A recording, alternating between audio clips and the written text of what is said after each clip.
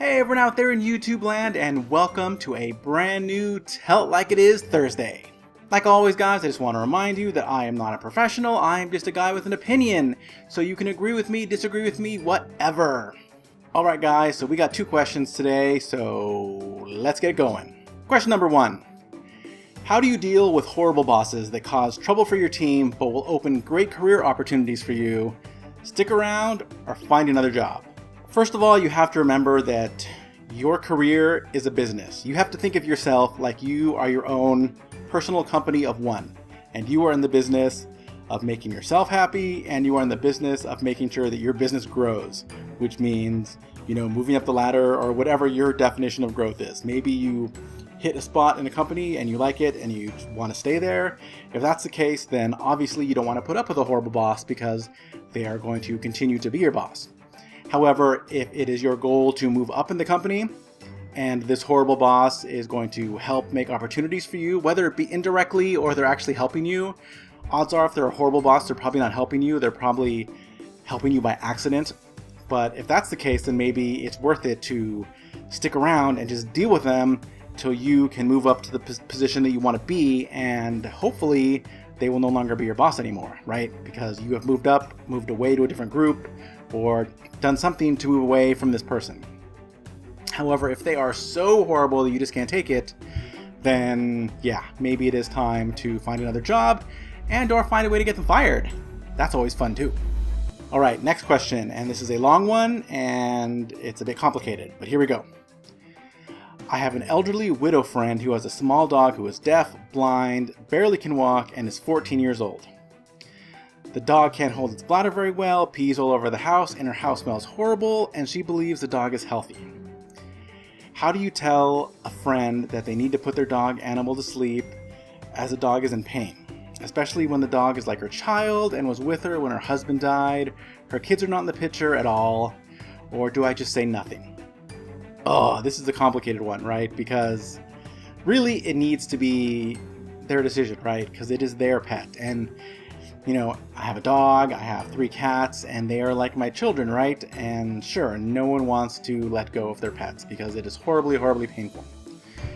But is the dog actually in pain?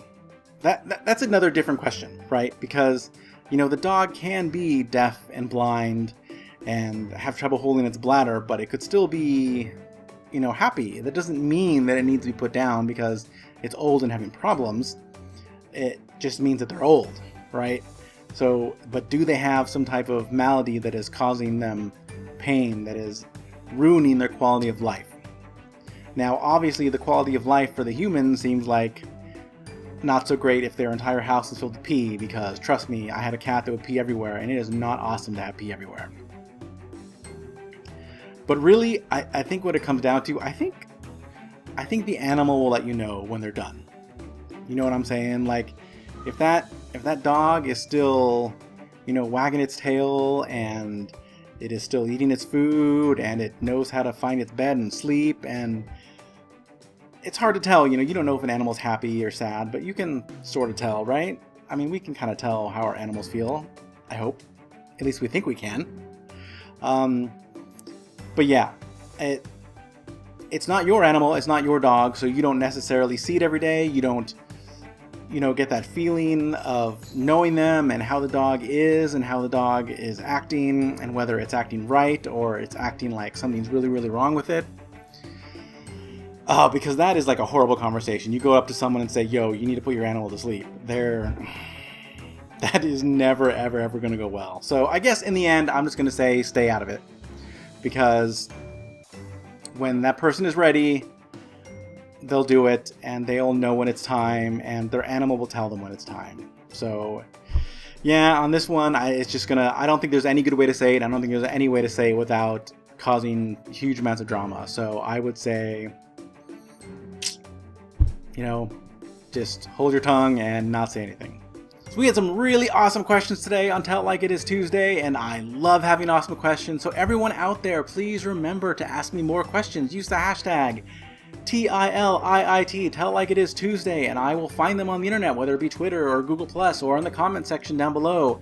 It's all searchable if you use the hashtag, and then I can write them all down, and I can have awesome questions for next week and subsequent weeks.